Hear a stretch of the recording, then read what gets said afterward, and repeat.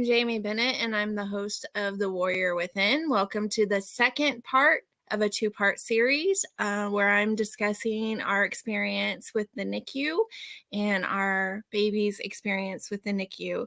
This part is the experience that my daughter had in the NICU, and so this is Willow Star Bennett's story.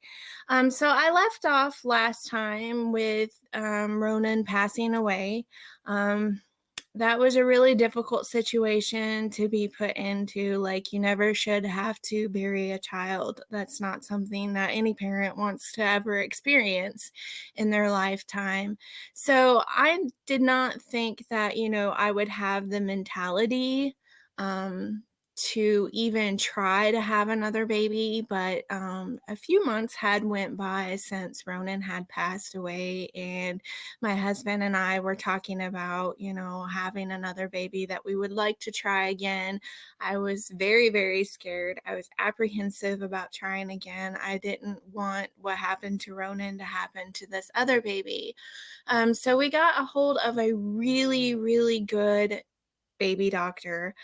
She was a professional in her field. Like, her dad was over all of the baby doctors in Southern Illinois. And so she knew what she was doing, that's for sure. I told her that I had preeclampsia with Ronan and that he had to be delivered early. And I told her the whole situation of what happened with Ronan. And she told me that she had been researching preeclampsia. So I knew I had the right doctor. And I told her all of my worries, and so she sent me for testing. She sent me to get, like the blood glucose test to make sure that, when I was pregnant with Willow, like this happened while I was pregnant with Willow, to make sure that I wouldn't have gestational diabetes with her. But before we get to that point, we need to do this in chronological order. So before I get too deep into the story, I also need to say, because of the nature of this topic and the nature of, what I'm going to be talking about, I do have to suggest that viewer discretion is advised, and I am not a medical professional. So this is just my experience and my daughter's experience with the NICU. So, me and my husband had talked about, having another baby, and we wanted to make sure that we got a good doctor, and we did. We found a really, really good baby doctor that could handle high-risk pregnancies, that could handle, any situation thrown at her. She sent me for testing to make sure everything would be okay. She said that she had done research on preeclampsia. So like I said, I knew I had gotten a hold of the right doctor. She said that preeclampsia is linked to microscopic blood clots being in the placenta. So in order to prevent those blood clots, she had me take like baby aspirin for a few months. And then she administered, she prescribed me shots that I could take at home. Very, very strong blood thinner. Luckily, my mother-in-law was a registered nurse, so I had somebody who could give me the shots every day. I had to get shots in my stomach every day for 3 months. That was miserable. I had morning sickness severely for the first 3 months of my pregnancy, and I thought in my mind, oh my gosh, here we go again. I don't want to be going through this preeclampsia thing again with this child. Because of what had happened to Ronan and him passing away and everything that he went through, I didn't even want to know the sex of my daughter. I didn't want to know what the baby was until I was 8 months along, because I'm like, if I get 8 months along, that's 2 months further than I got with Ronan, and I think that it'll be good luck. That's a good indicator that everything's going to be okay. So I made it to the 8-month mark. We had went to St. Louis they did an echocardiogram on my daughter at, like, probably the 6-month mark when I was 6 months pregnant with her, to make sure that she didn't have anything wrong with her heart. So they did a lot of tests on me. They wanted to cover all their bases, wanted to make sure that everything was going to go smoothly with this pregnancy, that everything was going to go smoothly with my daughter. So they covered all the bases. I had to go to St. Louis.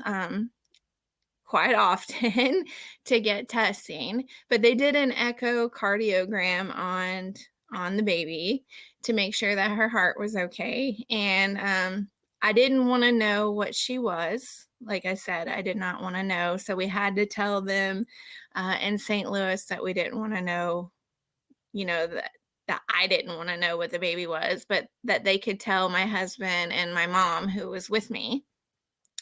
So they did the echocardiogram, and the funny thing is Willow in the womb completely rolled off the screen, like just completely rolled off the screen. Like they couldn't capture her, and it was funny. So like my dad started calling her Tumbleweed. That's hilarious. But anyhow, I knew she was gonna be a spunky little baby, a fighter way before she was born.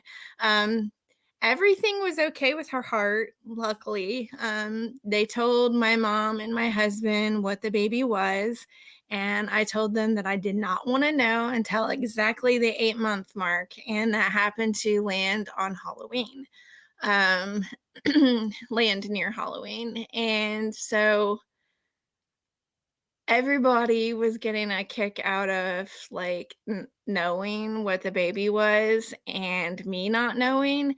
It was me and my stepson Justice who didn't know what the baby was, and we had made the plan of, you know, getting pink colored toys or blue colored toys for Justice to let him know if he was going to have a little brother or a little sister. So that was kind of exciting. Um, but yeah, so they had to keep this secret from me for quite a while. And I told them, I said, I think that I'm having a little girl, and that's what I believe I'm having. And we went to a family reunion, and one of my uncles accidentally let it slip that I was having a little girl. And when my husband brought in the pink outfit to tell me that we're having a little girl, I had told him, I said, well, I knew I was having a little girl. I just had that feeling that it was a little girl. And he said, well, it's because your uncle told you. I said, no, I just knew that I was going to have a little girl. So I only made a list of girl names, and it was either going to be Winter or Willow. And we ended up going with Willow, Willow Star Bennett.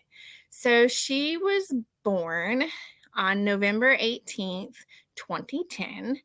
And the scary part about everything was I went to one of my routine checkups, and they said that my blood pressure was a little too high for their likings. So they sent me to the hospital in Southern Illinois. They sent me to Carbondale Hospital, which is where I would have had her.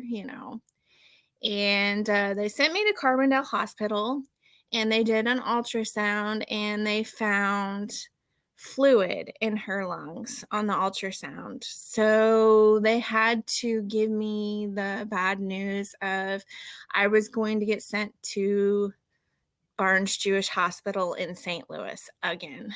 I was freaking out at this point because I had found this news out and my husband wasn't there. I couldn't get a hold of my husband. I had to call my mother-in-law because I couldn't get a hold of anybody else. And I had to tell her, there's something wrong with the baby. They're saying that I need to be transferred to Barnes Jewish Hospital again. I'm having to go through this again. I had a complete mental breakdown. I was crying. I couldn't calm down. I was scared half to death, and So my baby doctor came into the room and she said it's going to be okay, Jamie. Barnes Jewish Hospital knows what they're doing. I know that you're scared. I know that you're afraid that you're going to be going through this again. She said, but Willow is of healthy weight. She's got to be about 7 pounds. So there's that factor. And she said, I don't want to deliver the baby here because I don't want there to be any regrets. And she said, although I think that I could handle it, I think that Barnes Jewish Hospital would be better able to handle it. So she said, this is going to sound terrible, but you're the best shipping container for the baby. I don't want to deliver the baby here and then ship her. I would much rather deliver, have Barnes Jewish Hospital deliver the baby and have, the baby arrive still in you. She's like, that's the perfect protective package. So I ended up getting shipped to Barnes Jewish Hospital again, but luckily it wasn't as emergent as the last time. They did not have to administer the magnesium. They didn't have to, decide whether or not to ship me via helicopter or ambulance. It wasn't as scary of a situation as the first time with Ronan. Um, and like I said, Willow was already 7 pounds at this point. They were measuring her at 7 pounds. I know that when I'd had some of the ultrasounds, they said that there was extra amniotic fluid around her, but they didn't think that that was a concern. And I guess it had become a concern because it was causing my blood pressure to go up, which means that Willow was mirroring. It was a mirror effect. And it was basically, she was trying to tell me, hey, mom, there's something going on with me. And so my blood pressure shot up. I got shipped to Barnes Jewish Hospital. And apparently, I was already having contractions and I did not know it. A lot of people say that contractions are painful. Mine just felt very, very uncomfortable. I didn't know that I was having contractions. And by the time I had arrived at the Barnes Jewish Hospital, I was already having contractions. I know that the nurse that rode the ambulance with me from Carbondale Hospital, she was absolutely wonderful, kept me calm the entire time. She asked me what I was going to name the baby, and I said Willow, and she's like, oh my gosh, that's such a beautiful name. And she says, well, willows are resilient. They bend, but they do not break. She says, I have a willow tree in my yard that has been caught on fire, has been struck by lightning, and has been through terrible storms. So, she said that Willow is a perfect name, and she says, I think that, everything is going to turn out all right. So I get to Barnes Jewish Hospital. I was scared half to death that they were going to have to just deliver the baby naturally. And I was told, prior that I could not have a baby naturally because of the emergency C-section that they had to do on me with Ronan. They said that the scar tissue would probably not allow me to have a baby naturally. So they were talking about me delivering Willow naturally, and it scared me half to death. I was like, oh my gosh, that's not what I've been told. I don't know what's going on. And here I'm freaking out because, I'm already having contractions, and I'm like, I can't have this baby, until they do the C-section. And so I had to go a whole night before they delivered Willow. And whenever I got into the OR and they were ready to do the C-section, I was just dripping in sweat. I was freaking out. I was scared half to death. Didn't know what to expect. There was a lot of medical residents in there that looked like they were no older than like 19, which, It's kind of intimidating. Not saying that 19-year-olds don't know what they're doing, because, they were very well educated and handled the situation perfectly. But, you're already nervous enough sitting up on the table and you're like, oh my gosh, they had to give me an epidural and a spinal block. They found out that I had a huge curve in my spine, so I was not getting numb from the spinal block, which was really scaring me. Like, one whole side of my body was not getting numb, and I was so scared that I was going to feel everything when they did the C-section. Um, before my husband was able to get in there, uh, I told them that they needed to turn the oxygen up because the last time when I had Ronan, I couldn't breathe. So they turned the oxygen up, and I said, I've been on blood thinners, and, I'm scared that I'm going to need blood. So they had blood on standby for me. They had my type of blood on standby. They had everything, prepared. They were prepared for anything and everything with Willow, and they knew that she had had water on her lungs or fluid on her lungs. They were completely prepared to do whatever they had to do. Before my husband got in there, um, Willow's heart rate dropped, and they had her on the monitor and they had me on the monitor, and they're like, "Are you sure it's not the mother?" And they're like, "No, it's the baby. Her heart rate has dropped." So, like, she coded before they even, you know, got her out of me. So they had to hurry up and get her out of me, and they had to hurry up and do the C-section. And as they were doing the C-section, they nicked my bladder, and I about bled out on the table, unfortunately. And Willow had coded before they even, they called a code blue before they even delivered her. And that was extremely scary. And my husband wasn't in there yet. So here I am freaking out. And then he finally got in there. And because they don't let the husbands in with a C section, right off the bat, they have to put up a curtain, and the husbands can't even watch the baby be born because of the curtain for sanitary reasoning.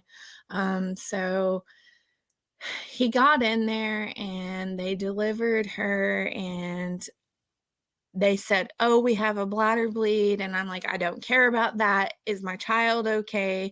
And my husband, I'm yanking on his hand the whole entire time. I'm like, "Is she okay? Is she okay? Is she okay?" And then I hear what I wanted to hear for so long. I heard her cry. She cried twice, and then I knew she was going to be okay. Um, my husband got to take pictures. He got to cut the umbilical cord.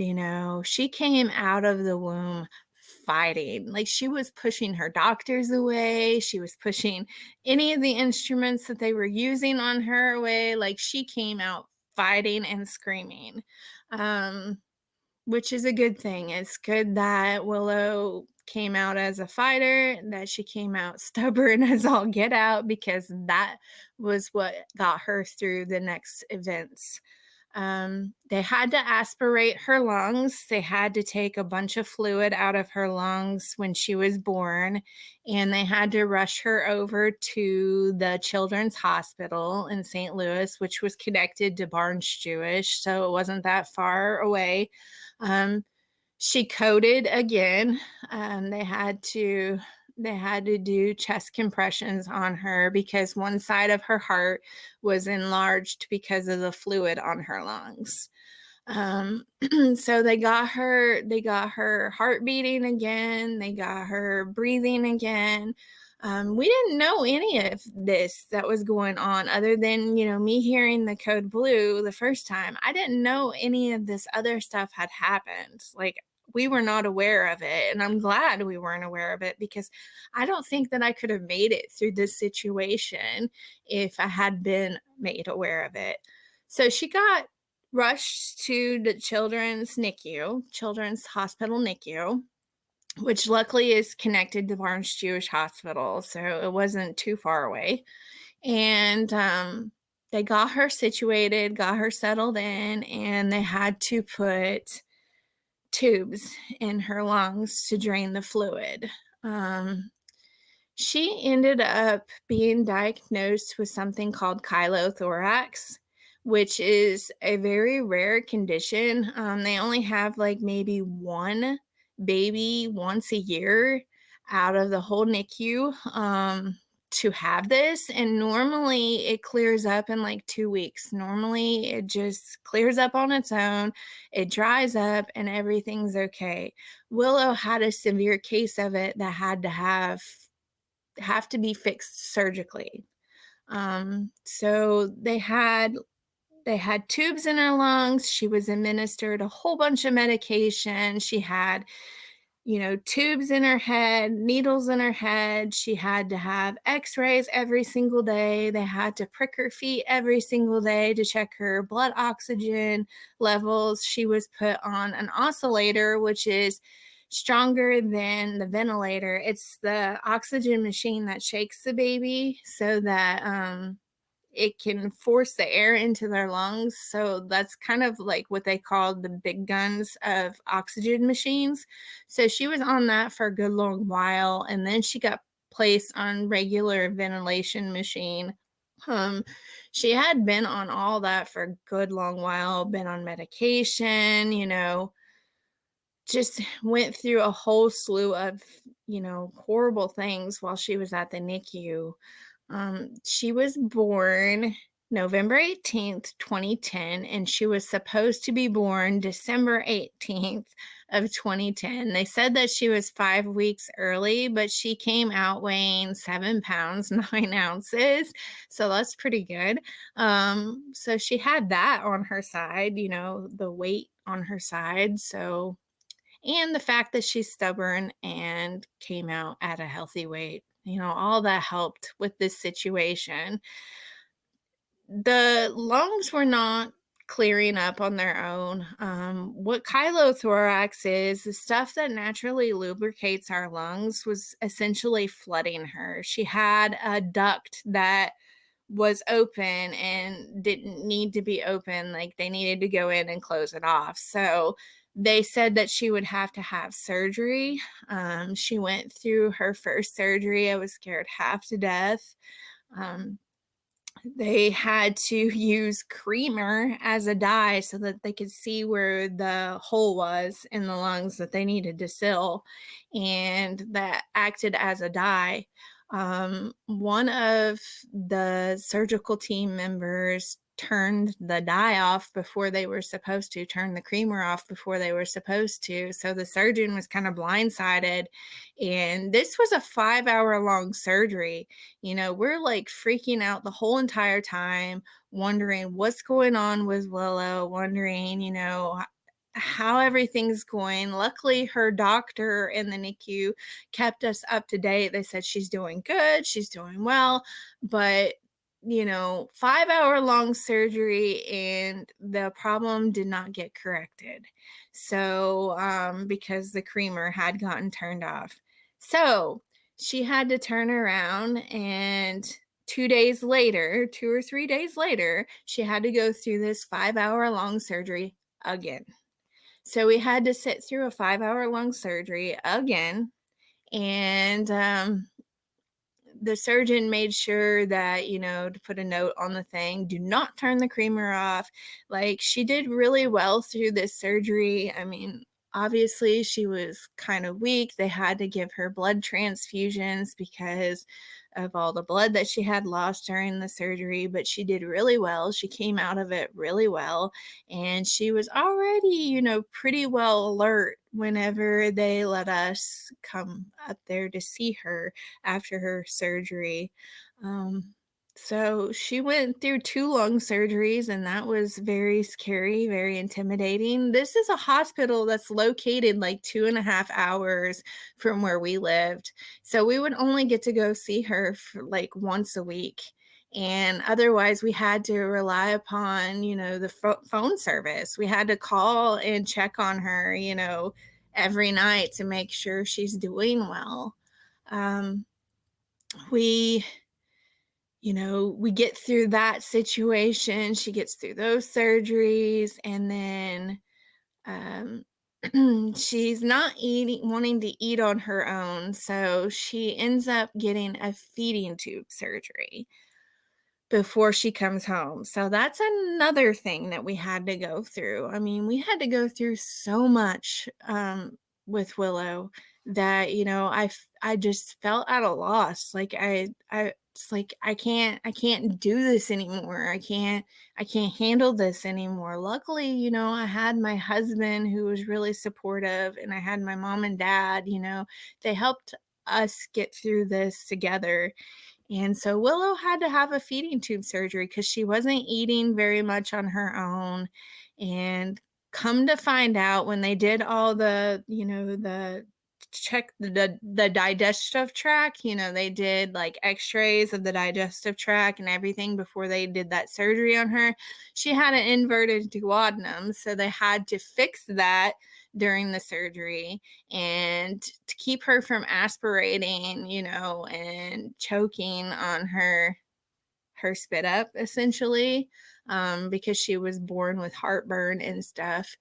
They had to place a fundo wrap on her to prevent her from doing that. So she had an inverted duodenum that was fixed during that surgery, and she had a fundo wrap placed on her, plus the feeding tube.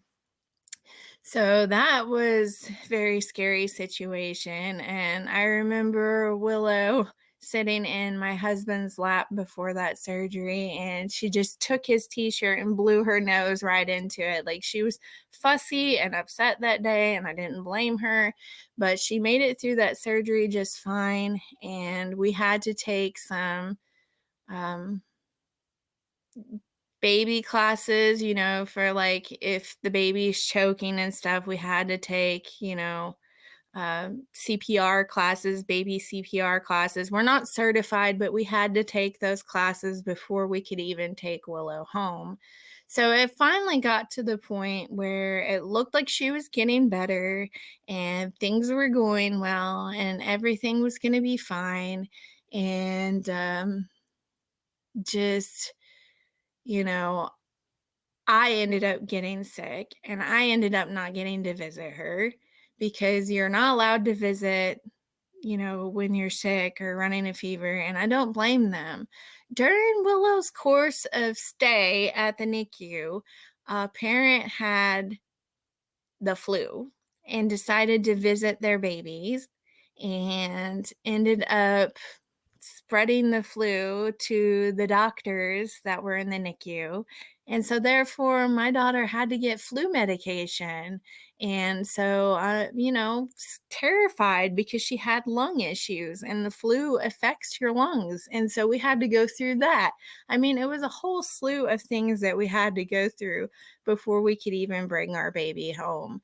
So it finally got to the point where we were taking these CPR courses, and I'm like, it's finally happening. I'm finally going to get to bring my daughter home. It's finally happening.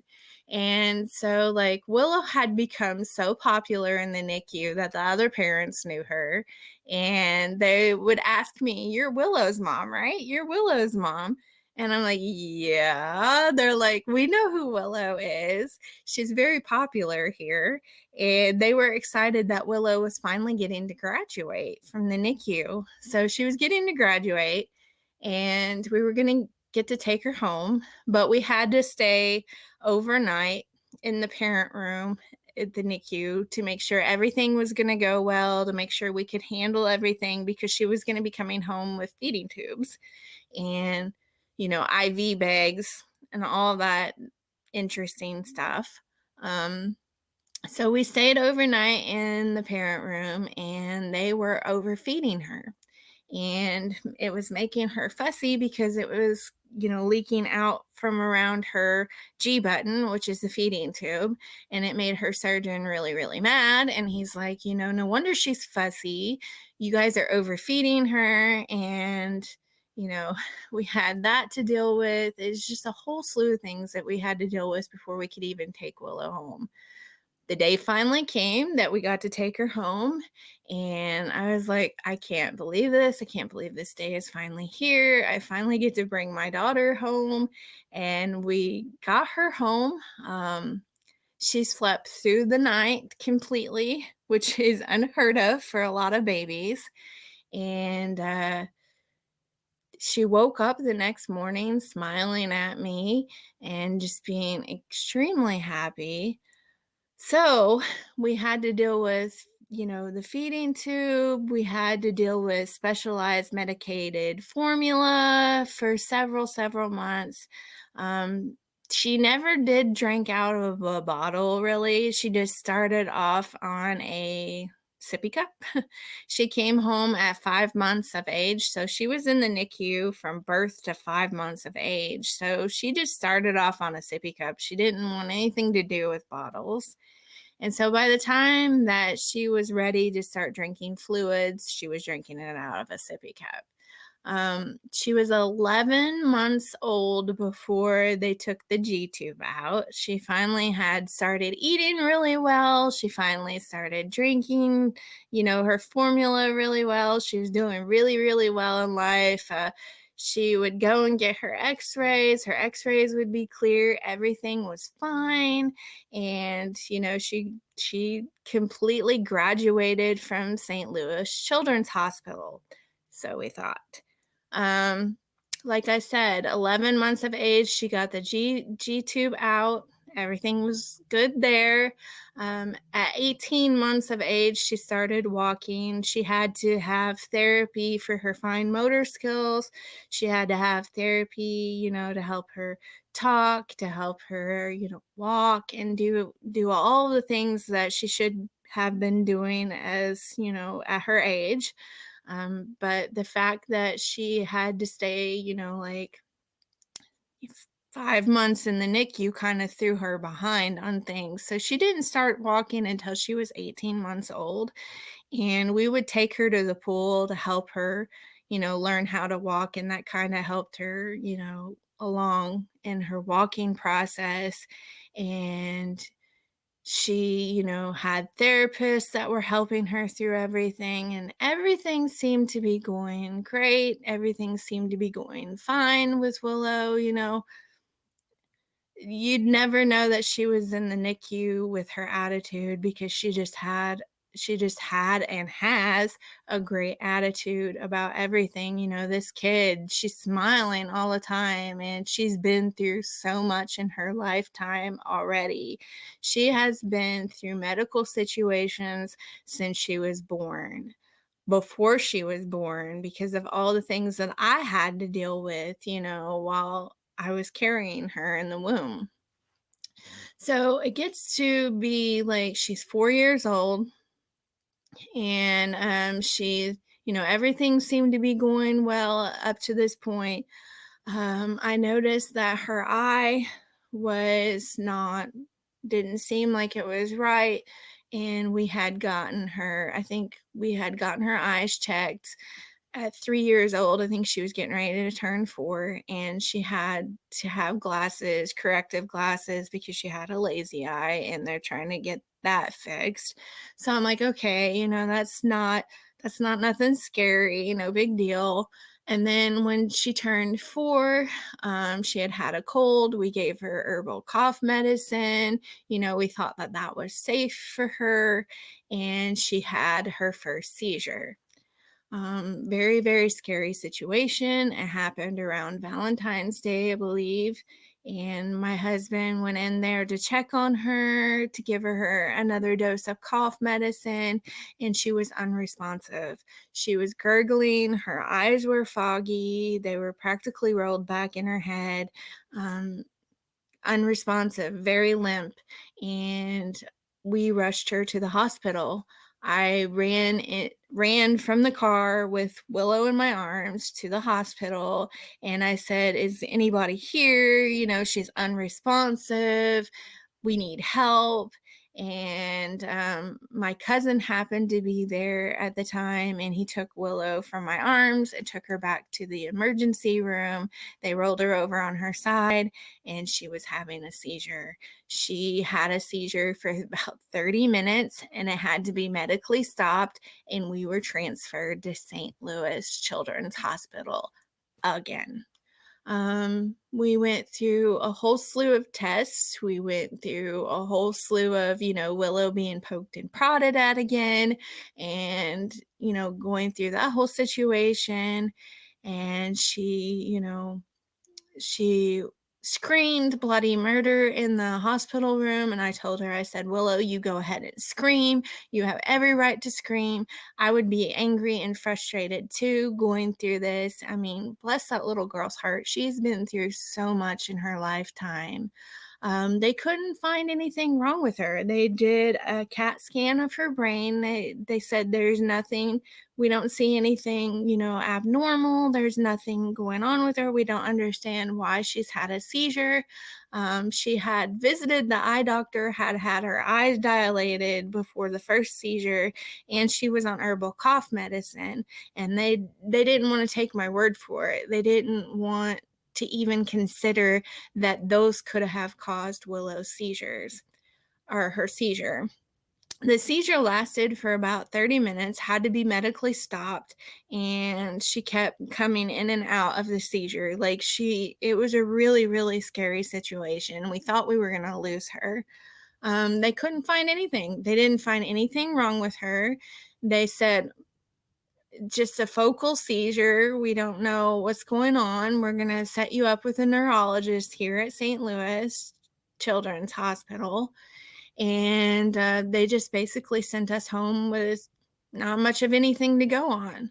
About 8 months later, after Willow turned 5, she had her second seizure, and she was on that herbal cough medicine again because she had a cold again. And I told the doctors, I'm like, I'm really thinking it's this herbal cough medicine made by such and such company. I'm not going to tell you the company's name because I don't do that. But they wouldn't take my word for it. They poked and prodded her again. They did, an MRI on her, and they did not tell us, anything. They said her MRI looks fine. Everything's good with her MRI. We're just going to put her on some seizure medication.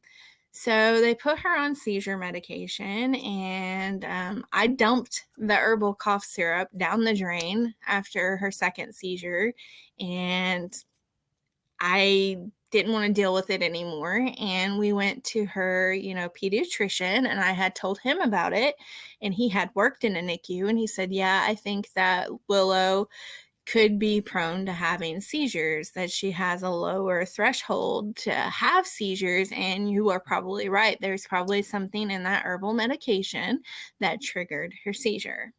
Willow has been going through, all this medical stuff since birth, since before birth. She has been a brave soldier. She has been dealing with so much in her lifetime. She has her battle scars from surgeries. She has been dealing with so much during her lifetime, and you would never know it from her attitude. She's just a happy-go-lucky little girl, and always smiling, always wanting to cheer people up. She loves playing music. She loves painting, and I'm very, very honored and blessed to be her mom. She's my rainbow child, and I'm so thankful for her.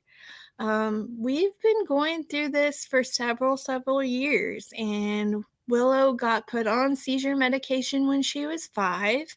She's now 11, and she has not had a single normal EEG test result since being diagnosed with epilepsy after her second seizure.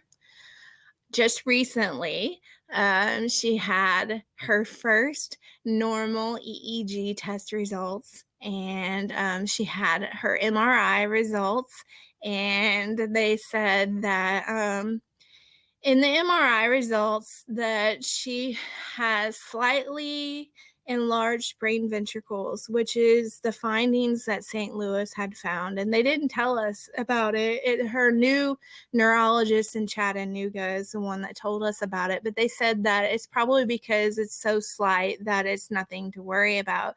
They said that, with Willow having a normal EEG test result, with Willow having good MRI test results, that they can officially wean her off of her seizure medication. So she's in the process of getting weaned off of her seizure medication, and her medical journey is finally, this door of her medical journey is finally getting closed, and a new chapter, a new door in her life is going to open up for her, and I could not be happier.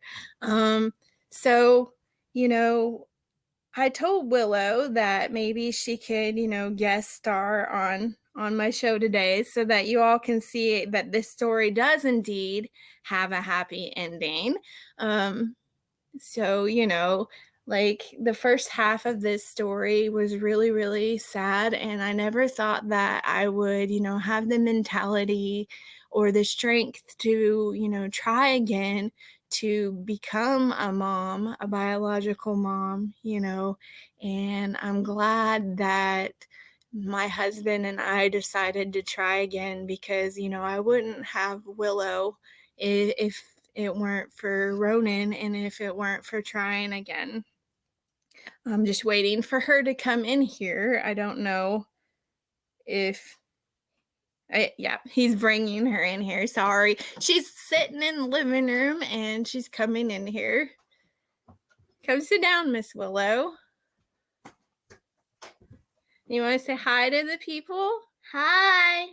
Can you tell them how old you are?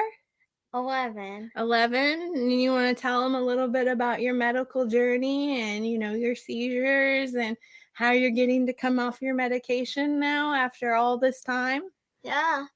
Well, I'm actually glad that I'm getting off my medicine. I've been on it for 6 years already. Yeah. Almost 7. Yeah.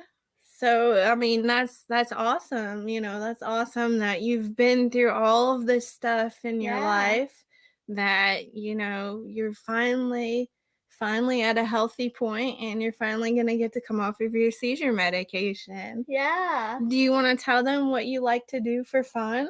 I like to do paint streams. Paint streams. We do like to do paint streams. What else do you like to do? I like to You like to play ukulele. Yeah. And you like to sing. Yep. And dance.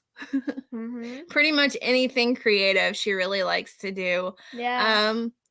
And a big thing that we are very, very supportive of, and I'm going to mention again, is March of Dimes. They helped us out a lot during Willow's stay at the St. Louis Children's Hospital NICU. They provided gas cards for us. They provided us, with meal vouchers. They did a lot for us so that we can go and see Willow. Because like I said, we were located 2.5 hours from where she was located at the hospital. And it was very difficult to be able to visit her because we didn't have a whole lot of money, and the gas card really, really helped us out. So March of Dimes is a great organization. If you have extra money and you're wanting to donate to a good cause, March of Dimes is a wonderful organization to donate to.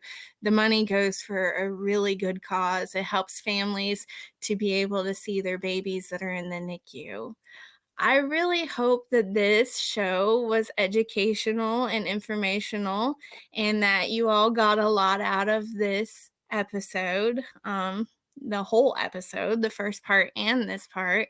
And see, it just shows that you can go through something really, really traumatic and not think that you're going to come out on the other side in a better place. But right Mhm. here is living proof Mhm. that miracles happen and that, you know, your life can be happy. You can make it through a terrible, tragic situation and come out on the other side a happier and better person, stronger person.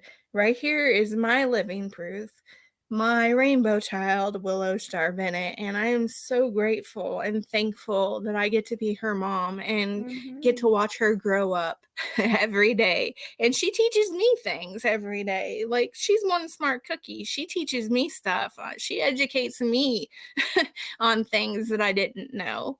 But as always, thank you so much for watching this program. I do Mhm. appreciate you all. And as we always say, Love, love, hugs, hugs, and and blessings. blessings.